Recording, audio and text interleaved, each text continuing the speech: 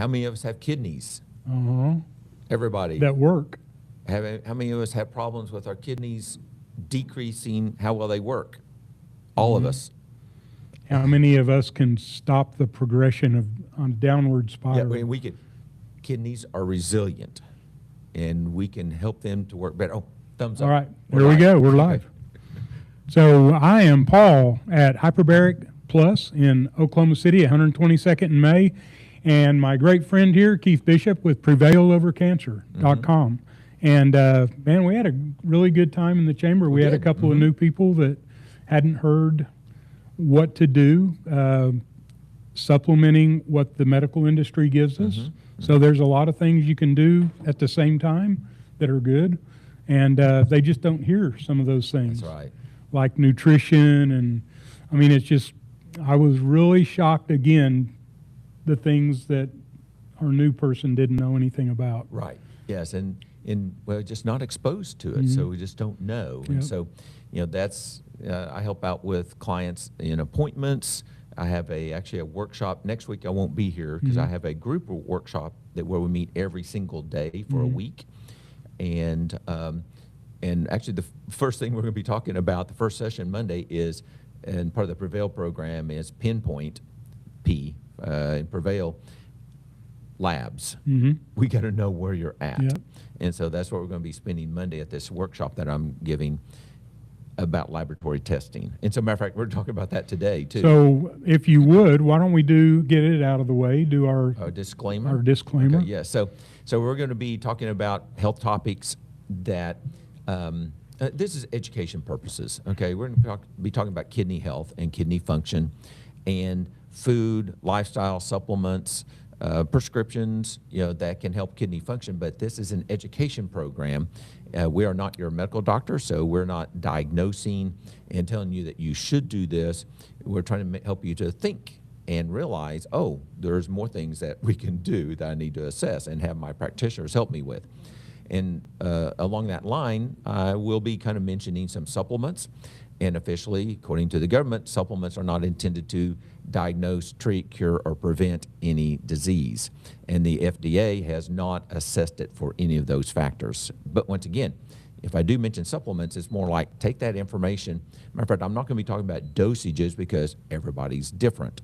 But take that information and get with somebody that can help you. And so functional medicine practitioners in the United States, most areas have those doctors. If your doctor isn't familiar or won't do those things, seek out somebody that will. And so it doesn't have to be a medical doctor. Nurse practitioners, PAs, you know, are great sources. And then I have appointments too with that. So the handout today is going to be at hyperbaric.plus, the resources page, and I haven't had time to put it on my page yet, but at the Learning Center, I'm going to have it on that. And then we're making recordings, and so recordings are going to be available at hyperbaric.plus and at PrevailOverCancer.com and or YouTube, on my YouTube channel, and I don't know if it's probably yours too. So Ryan, where is, he just showed me our new blog page, and it's got all of our videos are being collected on there. Okay. If I were to guide someone to that, Ryan, what would that look like? Our blog, all of our videos as they come off the press? .media. Okay. .media or /media. Okay, yeah, slash media. So hyperbaric.plus/media, and all the, because we do a lot of things. We do testimonials, and we do this podcast or this Facebook Live each week. So yeah, easy to find them there. Exactly. So recording. So if you have a loved one that is having some kidney issues and you learn about their challenge a month from now, send them back to this, and so they can learn some things. So these handouts also, you know, have a lot of information. I'm going to read from this, you know, some and use it as an outline to make sure I'm kind of covering all the information, make sure I'm getting all the bullets in that. But we all have kidneys, or a lot of my clients actually have kidney cancer, and so that means they probably have lost a kidney and adrenal gland associated with that. So, but as we're getting older, everything in our body just doesn't work as good. And so with that, including the kidneys. What's nice is we have an easy blood test that's available And probably the most accurate one and easiest to talk about today is going to be, it's called eGFR. GFR stands, or E stands for estimated, and GFR is glomerular filtration rate. And that number is actually the same no matter what country you're in. So that's what's really nice. And so with that number, if it is over 60, that's optimal. And actually some labs don't even tell you what that is. I have clients that they do test that and they're like over 100. As we're getting older, our body, everything in our body doesn't work as good, and that number has a tendency to decrease sometimes like 1 point a year. Now but problem is that a lot of labs in the United States only say if they're above 60, and then when it drops to below 60, now you have kidney failure. And so we don't know, we didn't know that was going on. So this is why I wanted to do this, because I got a lot of clients with kidney issues. We've had tremendous success with kidneys, but I watched a video of a doctor and she was talking about 120 is tops. Yes. So 120 is tops. 120 to 90 is actually stage 1 kidney failure. Okay. 90 to 60 is stage 2 kidney failure. And I use the word failure, they don't. They just say this is a measurement. But you're actually at stage 1 and stage 2. Okay. And then below 60 is stage 3. Yeah, definitely you got damage going Well, on. why don't they tell, because you just said it too, that we're normal if we're at 100, or we're normal if we're at 80, that we're good, we're in good shape. Well, if you look at how they grade that, we're actually at stage 2. Why isn't the doctor telling us these are the things we can do to improve kidney function? Right. Yeah. Why don't we start then instead of when I'm at stage 3? We need to know, and so we really need those labs to help out, Right. because most labs aren't flagging that. They don't even test if it's what it is. They just say it's greater than 60. We have no idea what's going on most of our life until it's too late. Yeah, that's what I say just too late. drives me crazy. So I say too late. Well, we could have stopped it back then, or slowed it down. Slowed it down, exactly. So, and I mentioned as we get older, it has a tendency to decrease. But I have clients that are in below 60, and we start figuring out what's going on about their body, and we're going to go through that in just a second. What about their body that's allowing that to drop? Now, we're talking about 2 kidneys, okay? Now, if you just have 1 kidney, you've lost a lot. So, if you were like at 100, now you lost 1, now you're going to be at 50, okay, on that GFR number. But we want to watch that, and we have to take extra care and be extra diligent and make sure that it's not progressing. And so let's go into some of that. Let me glance at my outline a little bit. So, why do kidneys matter? And part of this is even why there's a problem. So kidneys are the last step of detoxification. So we're exposed to chemicals everywhere that we're at.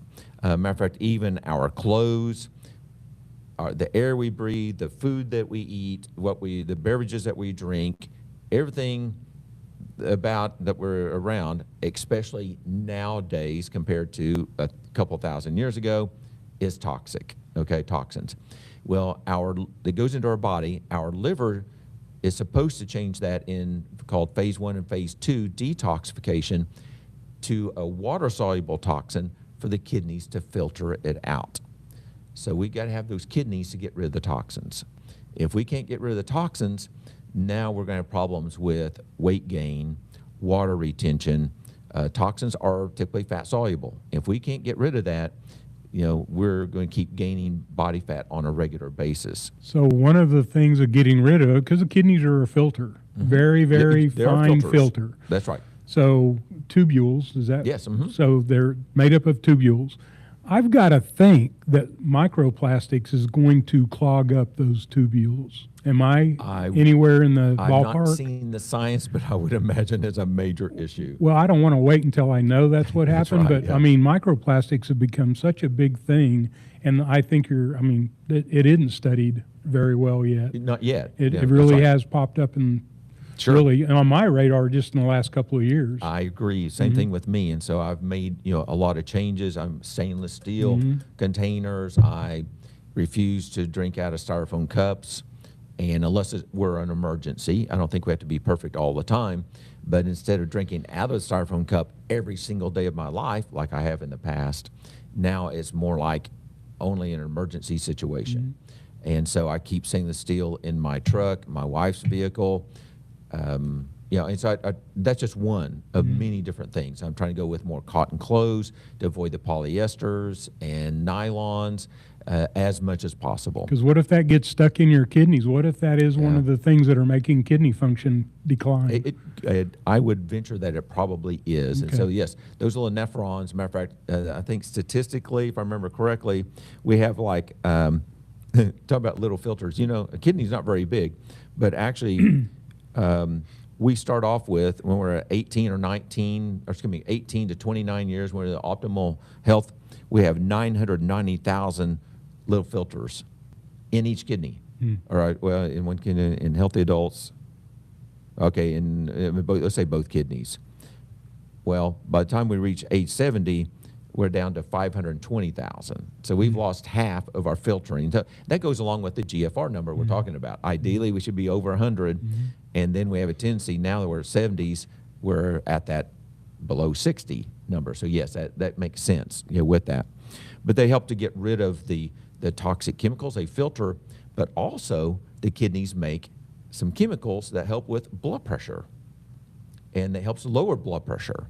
So, and some of us genetically, I'm one of those. Actually, I struggle with that a little bit. I inherited from one parent a problem with that. And so my blood pressure has a tendency to run a little bit higher because I can't make that chemical.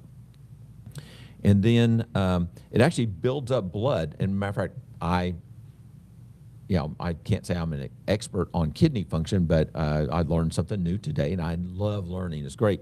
But also, the kidneys make a chemical that tells our bone marrow to make red blood cells. So if our kidney function is decreasing, and it's decreasing because the kidney's being damaged, okay? So those filters are being damaged, the kidney's being damaged, and we're going to talk a little bit more about why. And so when the kidney's not working, now our body's not going to get the signals to make red blood cells. So there's many different things, and being a pharmacist, I wasn't trained to know all these type things. So, and a nephrologist would say, well, yeah, of course. Well, yes, but kidneys help tell the bone marrow to make red blood cells. Okay. Oh, and last, the kidneys also convert your supplement and your sunshine exposure vitamin D into the active vitamin D. So the pill that we take is inactive. It has almost no action, but we can test for it, but that's good. We need to know what it is, but our body has to change it into something else, and it's the kidney's responsibility to do that. So as we're getting older, our kidneys aren't working as well, and so now we're running into all these kind of problems. All these health problems are just going to keep getting worse and worse and worse. So we can't get rid of the toxins. Our blood pressure has a tendency to go up. Our vitamin D isn't going to be converting into the active vitamin D as well. So many different things. So why do kidneys start breaking down? Well, the number one cause is poor circulation. And as we're getting older, our blood vessels have a tendency to get more plaque inside them, crud inside them, and so now that tube is not as big. That means every organ in our body, everything from our hair, our eyes, our heart. Some people have a heart attack. Some people have a brain attack, a stroke. Some people have a kidney attack. And so their kidneys start failing. And it's not an instant type thing. It's a gradual type thing. And or blood clots. And maybe even plastics, okay, are going in there and starting to block off those blood vessels. And so, matter of fact, if you think of a capillary is this big. Just big enough for a red blood cell to squeeze through. If we get any amount of plaque inside that capillary, that red blood cell gets stuck, we have a clot, and the rest of the cells along that start dying out. Dementias, strokes, heart disease, kidney disease, neuropathy, decreased circulation, throughout our body. It's all circulation. And one of those driving factors for accelerated aging is elevated blood glucose. So things like diabetes, but even actually I see people with low kidney function and we look at their blood glucose numbers and they're in a pre-diabetic range, but it's the same thing. The doctor says, oh, well, you're fine enough. We don't need to worry about it. Well, now we know that a long-term pre-diabetes, where blood sugar is going up for just a couple hours after we eat and then back down, that's enough to create what are called aged glycation end products, AGEs, that damage the blood vessel lining. That starts allowing the plaque and crud and calcium to stick inside the blood vessels, and so that now that blood vessel is going to become narrowed, circulation decreases, and starts affecting our whole body, including the kidneys. So diabetes, we've known that forever, is a risk factor because it damages the blood vessel walls. And now we have other things like maybe plastics and other toxins. And there can be chemicals. For example, chemicals can include prescription drugs of non-steroidal anti-inflammatory drugs, NSAIDs. So arthritis medications, things that help out with inflammation, for some people can actually contribute to kidney damage, and other drugs. But NSAIDs are the most common type thing. And so, but how do we know if we're running into these problems or not? We have to get our eGFR and or creatinine. Creatinine is the other number. I'm not going to go into those numbers, although it's on this list, so you can download it, find out what those normal and ideal ranges are. But the creatinine number is a reverse number, so I take that back. It's a high number. So if it goes high, that means the kidney's not filtering out the creatinine out of the body, which is a toxic chemical. So that is another test. But the eGFR is typically what I'm looking at, and on a regular basis. If they don't do that, a creatinine number, same thing. If that number keeps kind of inching up a tenth every time you get a test, that's a little concerning. That means the kidneys are not working as good. Doesn't mean you have kidney failure. They're just not working as good. So we're aging, and things just aren't going to be working as well. Circulation could be a significant part of that. So we have to ask for a metabolic blood test, a metabolic panel. A comprehensive metabolic panel is even better. It's got a few more things in it, but a metabolic blood test is a simple one. You can get it without a prescription in most states in the United States, and it's less than $30, and it has blood sugar, kidney, and liver numbers in it, and so that GFR is going to be in that test. Unless we assess, don't guess, we don't know. So we have to know those numbers. And you can go back and look at those numbers with time. So go back and look at it 5 years ago. What was that eGFR or creatinine number? Are those going up and down, as you're getting older? It's normal for it to do that, but if it's decreasing too much or below that 60 range, now we have a major problem, and we have to address that. Okay. So let's see. Monitor medications. Okay. Oh, there are medications that can help out, and we're learning more and more about that. So, my passion is to do natural things as much as possible, and we're going to talk about some of those type things. But, there are some blood pressure medications that actually do protect the kidneys. So, I have clients that have normal blood pressure, but they have a diabetes, blood sugar problem, and they're going to be taking a prescription drug to help lower their blood pressure a little bit more, but it's a protective effect on the kidneys. And so, as a matter of fact, think of high blood pressure. If your blood pressure is running high normal for a long period of time, now that's going to kind of like dilate and or damage the blood vessels, and you get little tiny bursts of the blood vessels, and those cells are going to die because they're not getting nutrients. Same thing as atherosclerosis. So long-term high blood pressure is a risk factor, but also the kidneys not functioning right is a risk factor for high blood pressure. So it goes both ways, for that. And then, a popular thing right now is GLP-1s. We've talked about that before, but GLP-1s are usually more like an injectable type thing that helps to decrease appetite, helps with weight loss, and lowers blood glucose. Well, but if we're not eating as much and we lower our blood glucose, now, we're not getting as much damage to the kidneys. And so those are a little bit newer type things on the market, but we are seeing some benefits for those items. There's still some health concerns. So it is a drug at a high dose, and there are potential concerns about that. So I'm not telling you that everybody should be on that, but it is something that does lower blood glucose. So the next thing we're going to be talking about, food, that helps with this. So the kidneys, elevated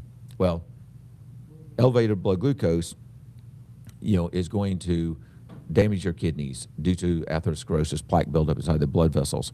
So we want to, definitely go a lower carbohydrate type food program. My favorite is a Mediterranean type diet. Time and time again, there are studies showing that people that eat a Mediterranean diet have many health problems, are a lot better and can get better.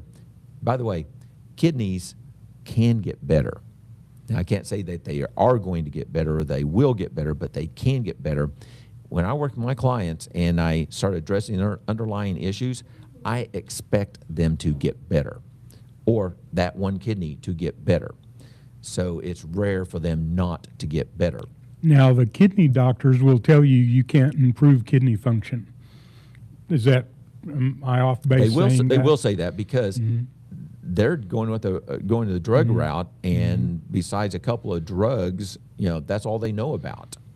And So I'm working to find a nephrologist. If anybody out there knows a nephrologist that has an open mind, because we've tracked some kidney function with some of my clients, and we're showing a reverse trend. I'm not going to say that they've improved their kidney function and everything's good and it changes like that, but when their trend was downhill the whole time, right. and they started doing hyperbarics, and you've got them on some supplements, Right. when you got a chance to look at their labs and start a couple of supplements to address those underlying causes, then their numbers quit trending down. They start, right. now they're trending up. And so can I say to a nephrologist that we're improving kidney function? I'm not going to go directly against what they're saying that you can't, but I can say that those numbers trend the other way.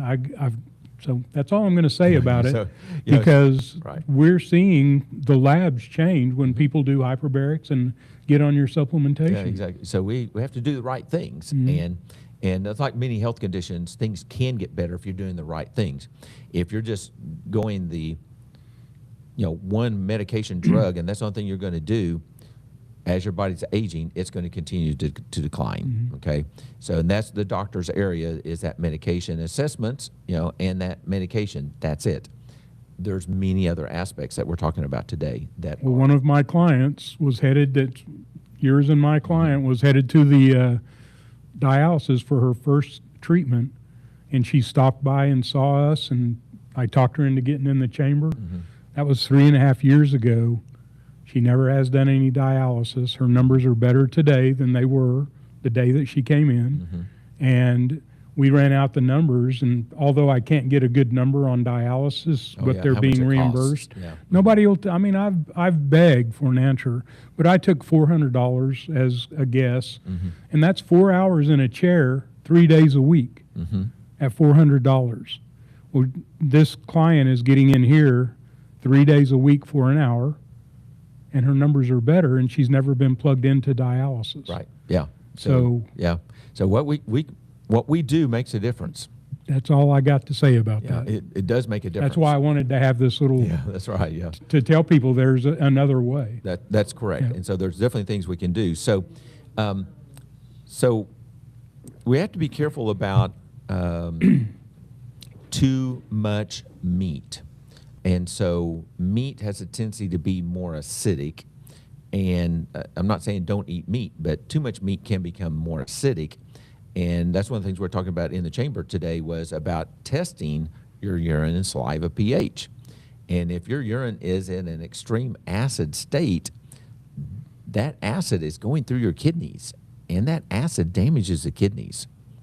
So we can actually, and there's actually studies showing that by making the body more alkaline, kidney function improves. So, I've got several kidney people who came in and said, I can't eat red meat. mhm. You know, they have to stay away The from red doctors meat. may tell them that. That's correct. Yeah. So, how do you monitor pH to where maybe you can have Yeah, so, red meat? so yeah, combination. So monitoring the pH and your blood test, and so do an experiment. And so have your baseline. Okay, this is where I was at last week. So now for the next 4 weeks, I'm going to eat a certain way, take certain supplements and/or therapies, and follow up in a month and see what happens, and see if that number went up or down just a little bit. So if you have the right program or not. And so same thing with the meat issue. From the Mediterranean and what I call cancer keto, it's a free guide on my website in the Learning Center. I actually encourage eating 1 serving of meat or animal protein a day, and then two servings, a total of 3 servings of protein a day, but 2 more servings of plant proteins. And the plant proteins have a tendency to be more alkaline, actually because of the other nutrients that are in it, the other minerals that are in that. What's a plant protein? A plant protein. Give me a name. Yeah, so it's going to be things like legumes. Okay. That's my favorite, okay, yeah, legumes. Beans and lentils. Nuts and seeds. Right, okay, I got you. Yeah, and so I typically eat 1 animal protein a day, and it may eggs or animal flesh, once a day, and then I'm going to have beans or lentils for my second protein serving, and then I'm having nuts and seeds for my 3rd protein. So actually, I've got several snacks in the afternoon that's going to be nuts and seeds, and/or protein powders. I have a blog post that goes into that in more detail if you're doing protein powders on the best ones. And so plant proteins, it's a little bit frustrating, but plant proteins have a tendency to take the minerals and toxic metals from soil and concentrate them, and now we got a lead problem because lead is in our soils. Yep. And so plant proteins have a tendency to be more toxic in lead, and even organic plant proteins are worse. Go figure that. And so, but animals do eat the plants, but then they have a tendency to process the lead and cadmium toxic metals out of their body, and so it's typically not in the flesh as much. So it's all like a combination, and I like to eat different things all the time. So those of you that know me and my friends and family, I will eat all kinds of stuff. And so variety is very important, but I do follow those basic guidelines most of the time. So that answer good enough on plant proteins? Yeah, Tofu, don't eat legumes. McDonald's French fries. So be careful about saying companies' No, names. I'm So sorry. Don't eat French fries. Yeah, be careful The about French best fries. the best ones I've ever eaten are McDonald's. Actually, It's just hard to stay I'm away gonna from. bring up them. one company. I really don't care for a lot of their things. Steak and Shake. Yeah, they're They using made a tallow change. now. They're using tallow. Yeah, it's awesome. With potato fries. Okay, and they're not processed type things. And why is that? So why is the Because the public demands it. The Yeah, public exactly. has been vocal about it. they're actually they're starting to make a change. Matter of fact, there's some other restaurants that are starting to make similar changes about using tallow, instead of the seed oil. So tallow and seed oils can withstand the high temperature heat over and over, day after day after day. So matter of fact, I know some restaurants, because I had a pharmacy that was across the parking lot from them. They'd use that seed oil all week long, I know. and they'd dump it out so it'd be picked up once a week. Yeah. Well, I'm going to let you fly solo for half a second. I You got to gotta grab take care of something out of something. my Okay. office. Okay. So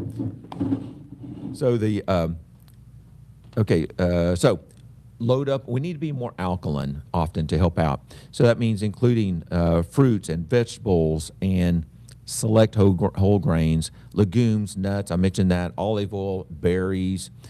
These are all alkaline forming and anti-inflammatory. So inflammation can also be a contributing factor to low kidney function.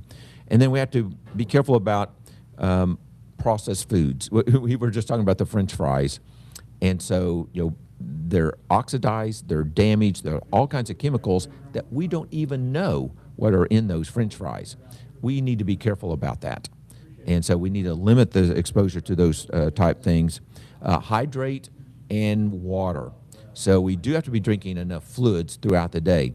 And so, the basic formula is we need to be drinking at least, half our weight in ounces. So in other words, if you weigh 150 pounds, that means you need to be more like 75 ounces, of water a day. That's a basic formula. It could be a little bit more. If you're actually exercising, perspiring, you're going to need more. If you're dehydrated, now the toxic chemicals are going to be more concentrated and increase the risk of damage in the kidneys. And there's kidney stones. There's all kinds of things actually that can create problems, in the kidneys. But excess minerals, excess calcium can also contribute to the plaque buildup that can damage and or even create kidney stone damage, in the kidneys. So there's many things that can contribute to that. So by the way, I forgot to mention, if you have questions, submit those. Most of you are tuning in, have been here before and have been turning in questions. Submit those questions. Ryan's going to gather those questions for us in about 10 minutes. So we'll answer those questions and that you have on primarily kidney things today, but we'll answer other questions too on that. Okay, so supplements that can help out. And so, and once again, these are based off of medical research journals. Matter of fact, on the last page of this 4-page handout is actually medical journal studies, and I've got 14 references listed. So you can go back and look at that. There's links on there that you can click on if you want to go read that. So especially if you're a healthcare professional, you may want to kind of verify some of that in by all means. But omega-3 fatty acids, they help to lower cholesterol somewhat, but matter of fact, every single cell in our body, including every single cell inside the kidney, has omega-3 fatty acids in it. And that makes up the cell wall. And that cell wall is interesting, is actually held together with electrical charge. And so they're aligned with an electrostatic charge. EPA and DHA are 2 of the 5 fats that are inside the cell walls. And so now if the cell walls are healthy, now nutrients are going to penetrate through the cell, those cells and those organs are going to function better. So there are studies showing that omega-3 fatty acids, like fish oil type things, can help out with kidney markers, and more specifically in what's called CKD. I didn't mention that earlier, but CKD is chronic kidney disease. And then CoQ10, we're going to mention something else for mitochondrial health in just a little bit, but CoQ10 is a chemical our body makes that the mitochondria that makes energy for most of our cells in our body. The red blood cell, I think, is the only one that doesn't have mitochondria, but that CoQ10 helps mitochondria to make energy for that cell to provide energy for that organ to do its job. So those little tiny filters are going to work better if they have enough CoQ10 for energy.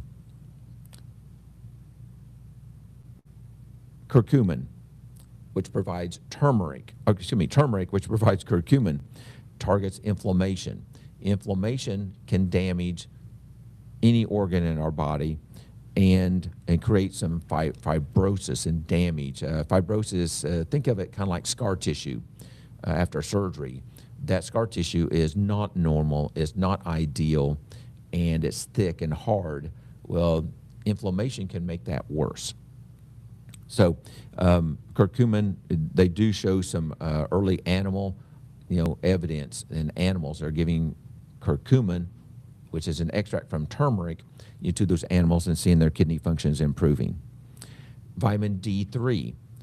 Vitamin D3, our body does make it from sunshine exposure if you're getting enough sunshine, or you can take supplements in that. And so it's been shown now to reduce kidney disease concerns. And matter of fact, that's another assess, don't guess type issue. So a friend of mine years ago he was type 1 diabetes, he had kidney failure, and so he said, Keith, because he knew I was doing natural things, Keith, what do I need to do? I said, well, you need to talk to your doctor and get a vitamin D3 blood test. This was 25 years ago. The doctor refused to do the test because they didn't know. Now, every single nephrologist is going to do that test. But 25 years ago, the evidence was emerging, so they refused to do the test. He went most of his life without taking any vitamin D3. And then finally, toward the end of his life, I think that they did start testing it. He started taking it, but he had significant damage by that time. So vitamin D3, and then also I'm going to mention K2. That's going to be the next one. But vitamin D3 helps with absorption of minerals, but it also helps to pull the plaque somewhat off of the blood vessel walls. The calcium that's inside the plaque, make the plaque softer, improve circulation, helps the immune system work better. But vitamin K2 even works better than that at pulling the plaque off of the blood vessel walls. So can I a little bit of, as I've been learning about plaque, because we all get older and we're afraid that we're taking on all this plaque. People have to understand that that plaque is not like plaque on the inside of a pipe. Right. The plaque is actually between the arterial wall and the artery. Right. So it's actually not exposed to whatever's going through your artery. Right. Because it's protected by the arterial wall. Correct. So whatever you're going to do, it's not like you can take something that works like a Drano. Yeah, or a Roto-Rooter. Yeah, there's no such thing. You have to do this metabolically to reduce that plaque. So what's the low-hanging fruit? What's the quickest understanding of that I want to do whatever to address, at least not building up anymore? I want to reverse it. So the plaque is a major thing, right? For this, and actually, vitamin K2, K1, either one, vitamin K1 or vitamin K2, are probably the major driving forces that we didn't know about. Okay, and so the vitamin K2 does attach to calcium that is in that plaque, in that thickening wall of the blood vessels. Matter of fact, when they do a ultrasound of the carotid artery, they're measuring the thickness of the walls of the artery. The thicker, the worse the problem. That means that it's getting narrower. Vitamin K2 helps attach to that calcium that's inside that and pulls it out of that vessel and moves the calcium into the bones and stimulates the bones. Matter of fact, that process, pulling the calcium out of the blood vessels and moving it into the bones, is exactly the same process in reverse. The same mechanism, exactly in reverse. So vitamin K1 will help with that too. So what is a dose? I mean, can't really talk about, what do people... Yeah, well, actually, we're evolving on that. So vitamin D3, for example, when I was in pharmacy school back in the 70s, we were told that if you consumed more than 400 units of vitamin D3, you're going to die, okay? And so we now know that that's not the case, and that actually the average person needs more like 4,000 to 5,000 IUs a day. That's 125 micrograms, and now they're converting it way to measure it. 100 to 125 micrograms of D3. Well, so they did studies years ago, and they felt like that for a young person needed to take probably more like 50 to 90 micrograms of vitamin K a day to be healthy. Well, now we're looking at maybe we need to be taking more than that. And so I personally take 180 micrograms a day of vitamin K2. Vitamin K2, MK7, there's different kinds of K, but the MK7 actually has a half-life of over 2 days. And so it kind of builds up in the body, so you can kind of go, kind of a moderate dose, but that's still above the recommended daily allowance. But now we're learning that maybe K2 needs to be taken at a higher dose for optimal effects. And so vitamin K tests are available now, but we don't have enough data yet on them. So it's kind of like vitamin D3 was 30 years ago. We didn't know enough. And so vitamin K is at that stage right now. I predict actually that vitamin K2, is probably going to be just as important as D3, and everybody's going to have a blood test for it like D3, probably another 5 to 10 years. So it's going to be that important. So is there something that combines all this into one daily dose? Yeah, one daily dose. Actually, most people, and what I take, and most of my clients take a D3 capsule with K2 with it. Mm-hmm. Yeah, Okay. one pill. Right. And it's amazing how well those numbers can get better. You got questions? Nope. We'll look at all those. And so, matter of fact, actually, a proof that this vitamin K2 and also taking things like nattokinase, an enzyme, on an empty stomach improves this. Mm-hmm. I've seen it happen in my clients where their numbers got better. So if this gets better, these can get better too. Yep. Okay, improve that circulation. So berberine. Berberine does help. It's a supplement, herbal supplement, does help lower blood glucose. There is definitely some research. When I type in CKD and berberine, there's a lot of research about that. And it does help lower blood glucose levels, so therefore it helps improve kidney function. It's also an anti-inflammatory. Alpha-lipoic acid is another antioxidant that repairs cells in our body, increases glutathione. But another benefit of alpha-lipoic acid is that it has a tendency to lower blood glucose levels.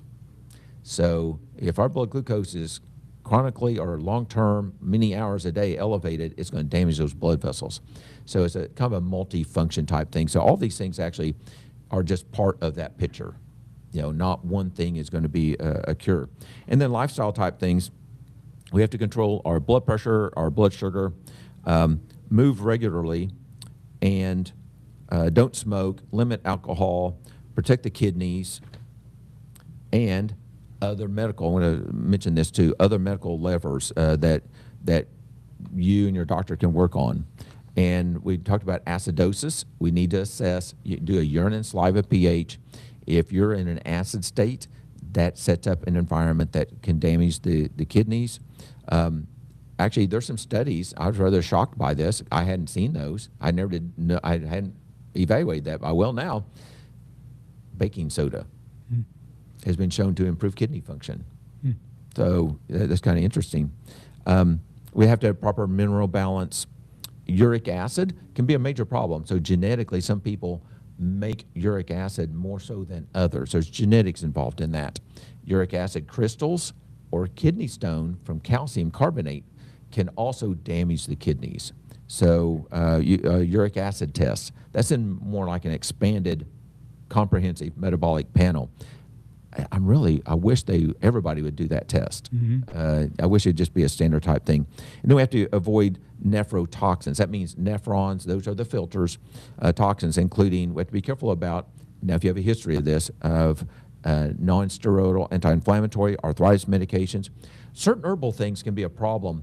And the most common flagged are actually some, for those of us that live in the West, are actually some Chinese type herbs that do have drug type activities that have some chemicals in them that can damage the kidneys. So we have to be careful about that. So you actually have to look at that drug and do an interaction check, that drug or that herb. And actually, I can't pronounce all those herbs, okay? So I'm not even going to try to do that. Contrast dye from CTs and MRIs can be a concern, so we need to limit that. My clients, when I find out that they're doing a CT or MRI with contrast, I have a protocol to help them to flush that out, to get that out of their system. And drinking plenty of fluids is definitely part of that. And and then also there's hyperbaric therapy. It's emerging information. There's not much research on it. None. Yeah, so there's not much research, but it's something that you can try a set of sessions and then follow up with a blood test.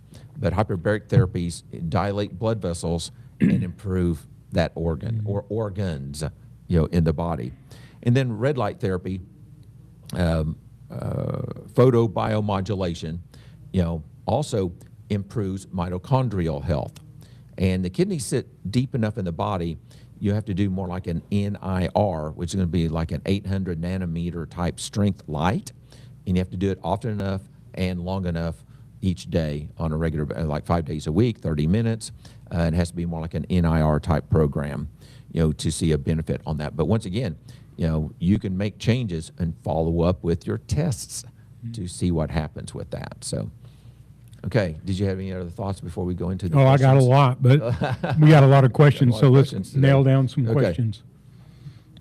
What do you think about peptide? Well, that's a very broad question. And so peptides, I have been exposed. I'm learning about them. And so, I asked him that same question about 6 weeks ago. Did you put that on here? No, I did not, but Remember, he said, I don't have time for that. And then all of a sudden, well, I had to learn. all of a sudden, 2 weeks later, he's knee deep. I had to learn about it. And so, peptides, come from proteins.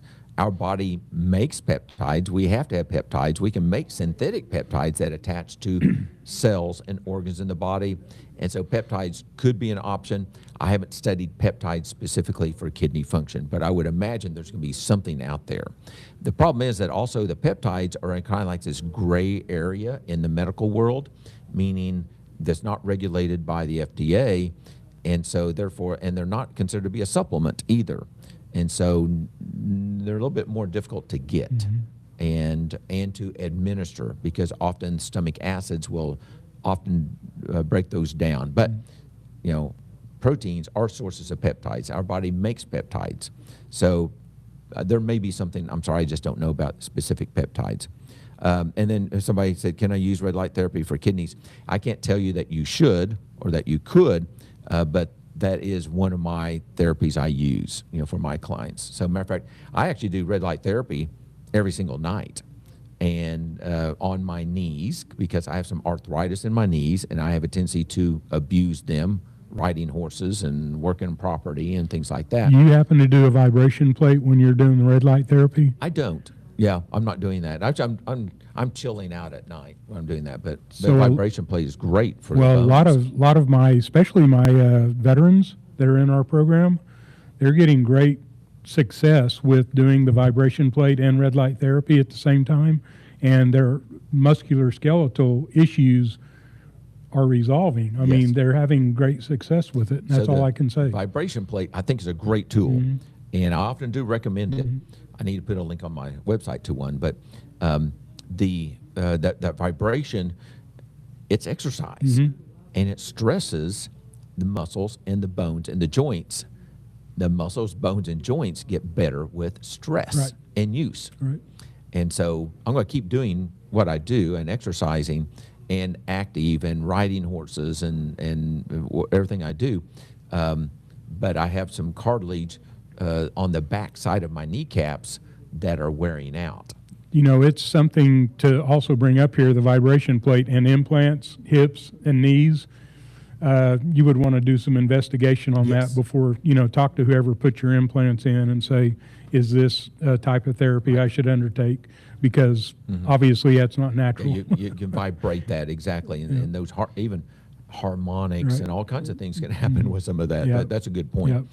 And so, like my wife, she had to have a back fusion 3 months ago, and now she's going to follow up with her doctor, her orthopedic, to see if she can start doing some exercise. So actually, they're not doing any physical therapy. They're trying to wait for her bones to grow around that hardware.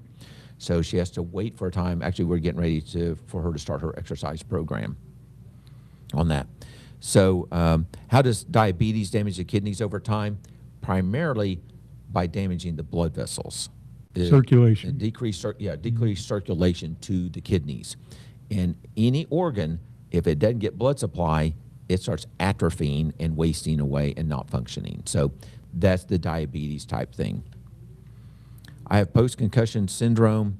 HBOT keeps coming up in conversation. Can you please talk about that? So, hyperbaric. Matter of fact, I had a minor concussion a few weeks ago from a horse accident, and I definitely, was happy to be here to get some therapy. But increasing circulation. So hyperbaric increases circulation. In this case, oxygen is what this person is asking about. Increase oxygen, for the brain to increase circulation so it can heal.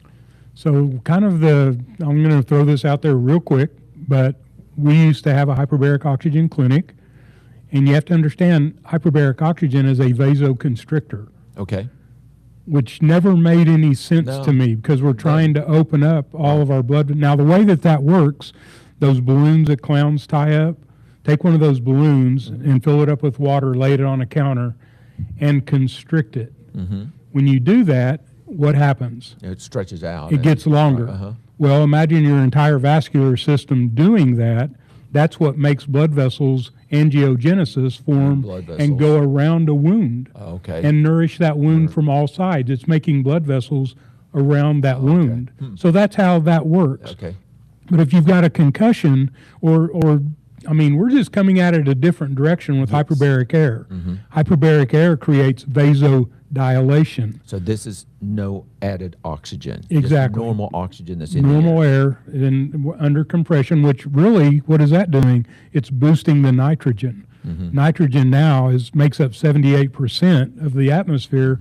So when we're at 2.5 atmosphere, we're at 195% nitrogen and 52% oxygen. So we're still increasing the oxygen, but nitrogen is a vasodilator, and I really feel that that's what we're doing, and I think this is going to be the future when people start. They won't study it because there's no money in it, believe me. Yeah, I know. There's no money, and so there's no research in that because it doesn't require a prescription. Yeah. And so therefore on that. So yes, there's a difference between HBOT and normal air, hyperbaric. So on that. So but so can kidney decline be slowed? It can, definitely. You've got to address the underlying problems. Okay. Now, can kidney disease reach a point where it may not get better? It could. That's why we want to know. That's what we want to know. On. That's what we want to know, and make changes and follow up with the tests so we know what's working and what's not. Is kidney health an important topic for the hyperbaric world? I'm not sure how to answer that, where that question is going, but kidney health is important for everyone, all of us. We all have kidneys. We all need to watch that. We need to monitor it. We have two. God gave us two for a reason. In case something happens to one, we can survive for a while with just one. But it's more of a challenge because we've lost half of that filtering process. But kidney health is extremely topic. The hyperbaric world, that is one of those things we follow with in doing the tests to evaluate how that's working. What is normal aging versus accelerated kidney damage?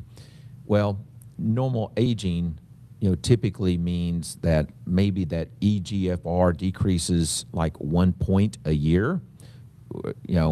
That means by the time we're 70, we're now at 60. But if we keep going, that's a problem. Accelerated kidney damage means it's dropping more than 1 point a year. And so, and I see that happening. And now also I've seen it go up a couple of points in because a year they change course. They changed enough things to see an improvement with that. Anything that will help stage 4 cancer? That's a very broad question, but yes. So, matter of fact, on my website, I've got all kinds of free guides and workshops that I do charge for. We have a group session that's starting next week. And so, yes, it can get better. It's a challenge, and I don't want to mislead anybody, but I do have a lot of clients with stage 4 cancer that are doing very well. And so and what will help? Number one, we were talking about prevention in the chamber also, but we have to address the underlying things that allowed it to happen. So we got to get back to evaluating some basic nutrients in our body, and part of that's going to be zinc. Zinc, I'm just going to throw that one out because it helps with over 200 processes in the body, including immune and P53 help. Check out P53 if you have cancer. I have more information on my website about that.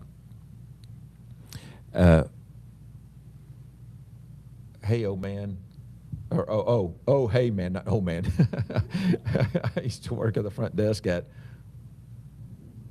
Oklahoma Athletic Center. Oklahoma Athletic Center. Oh, okay, so they know you, I guess, where you used to be. So, yes. So he's telling me how he knows me, and then the next line is... Yeah, thanks for spreading the message. It's so amazing for healing. Yeah, thanks for spreading the message. Yes. Thank you for the comment. Yeah. So what about milk thistle? Milk thistle helps the liver to repair and detox, and it's not high on my list, but it may help out with the kidneys. I haven't evaluated that specifically, so I'm not positive about that. one last question. What if you get sick from drinking water? Okay, I get sick. I don't know what that means, why that's going on. You'd have to work with somebody to help evaluate that. And Check the water. yeah, well, they may have still a stomach thing going on, so something physically here in the stomach's going on.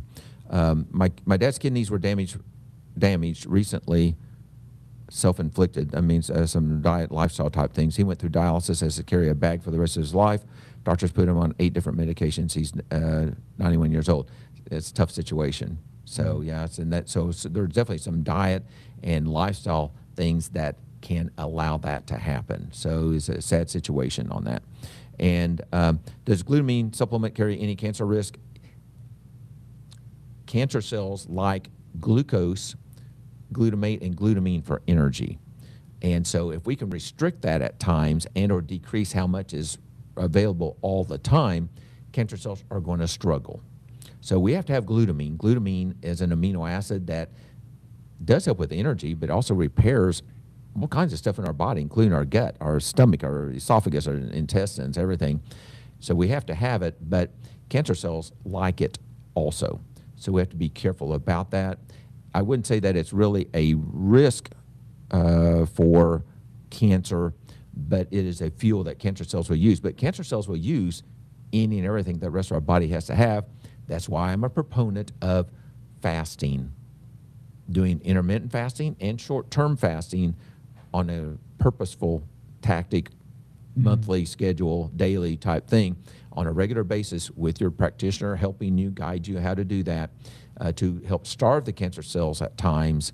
So, so anyway, fasting is just one of those ways to limit the glutamine for several hours so that your cancer cells will struggle during that fasting period. Cool. Okay. Well, Keith, part 2 next week. Part 2 next week. Well, Keith's not going to be I'm not here gonna be here next next week, week, yes. so we're going to figure out where we're going to go from that. Yeah. And anyway, we got through a lot of information today. I think we covered what I was hoping to cover. Good, okay. And I hope you all got a good taste of it as well. So, Keith, we're pushed up to the hour. Have a good show or Okay, thank you. event with your group Right, next week. I wish you well. And we'll come up with a really good topic for 2 weeks from now. Yes, that's right. All right, Keith, appreciate it. Okay. Keith with PrevailOverCancer.com. I'm Paul with Hyperbaric Plus up in Oklahoma City at 122nd and May. Come see us. Okay, Love great. to have you in the chamber. Take care, Keith.